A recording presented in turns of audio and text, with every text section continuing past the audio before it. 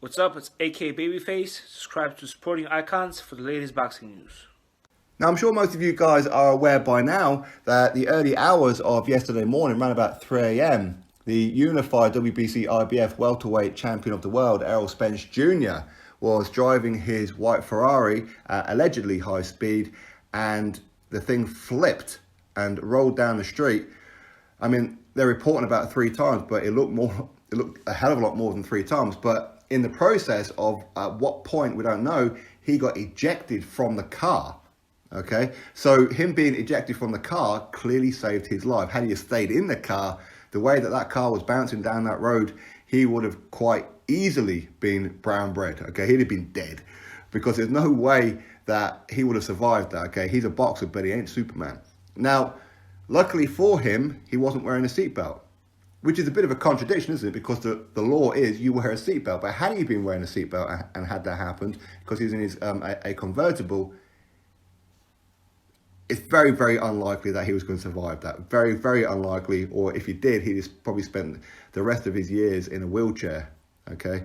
Now, since then, of course, there's been loads of rumours as to what's going on. People will go online saying how he's got broken legs, he's got a fractured skull, he's in a coma, he's lost arms, all these kind of things. I don't know why people just want to make up stories, but they do. This is the trolling internet life nowadays. Either way, his family have put out a statement via a lawyer or something. I don't know who it is, but either way, this is what they had to say. He did not sustain any broken bones or fractures, but he does have some facial lacerations. He's expected to make a full recovery. He is currently resting with his family by his side. They want to thank everyone for their prayers and well wishes, and are extremely grateful to the Dallas first responders who rushed to the scene to attend to Errol after the accident, and the doctors who are taking care of him at the hospital. So that is the team of Errol Spence Jr. So he's a very lucky boy. That's the first thing you could say. He is very, very, very lucky to still be breathing at this very moment. So in addition to that, no broken bones, no fractures, just a few lacerations to the face. I mean, how lucky do you get? Okay, now apparently he was out clubbing the night before, just prior to the accident. Apparently there's some footage on Instagram, whatever. So again, we don't know, was he drinking? And by the looks of it, he was alone in the car anyway, and he was driving at high speed. Don't quite know how they know he was driving at high speed. Maybe it's due to the impact. The thing was bouncing down the road, so he must have been going pretty damn fast. So what he's got to look forward to now is, first of all, they're going to be taking blood from him and what kind of thing to test. Did he have alcohol in his system? And of course, they'll probably try and fine him for not wearing a seatbelt. Okay, but all this is going to be absolutely fine for him, because had he have wore a seatbelt, the way that car was bouncing down that road, as I said, he'd have been dead. I have very little doubt in my mind he'd have just been dead right now. Put aside all your fanboys in for this man, or put aside all your dislike for this man. I know, like, a lot of people were making jokes about how he went to the extreme to duck Terence Crawford, all that is kind of jokes, okay? But all that aside, thankfully he's okay. That's the most important thing above anything else. His boxing career, all that kind of thing was put to one side. Most important thing, that Errol Spence Jr. was okay. Again, put aside his boxing career to one side. Put everything to side.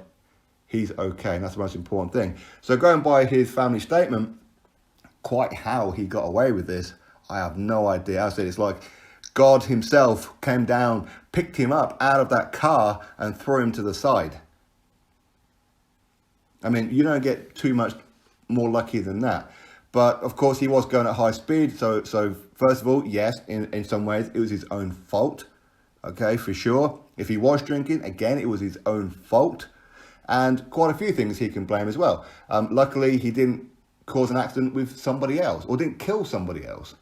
Okay, so there's plenty of things that we could say, but thankfully he's okay. And of course, as a bonus, it does look like his boxing career is going to go ahead as normal.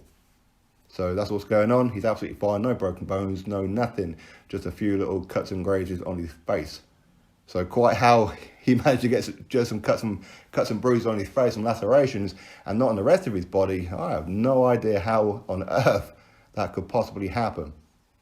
No idea. But either way, very, very lucky boy. Very stupid boy as well for doing what he was doing. But for his stupidity of not wearing a seatbelt, saved his life quite clearly, right? Thankfully, nobody else got hurt or killed. And yes, okay, so he's going to be down on a car right now. Again, we don't know. I mean, maybe he hit a patch of oil, or who knows what happened. Maybe a dog ran out on the road. Don't know what happened. I'm sure that Errol Spence Jr. will speak about it in due course. But right now, he's absolutely fine, which is fantastic news to hear. Drop your thoughts below. Click thumbs up, subscribe. Catch you all on the next video.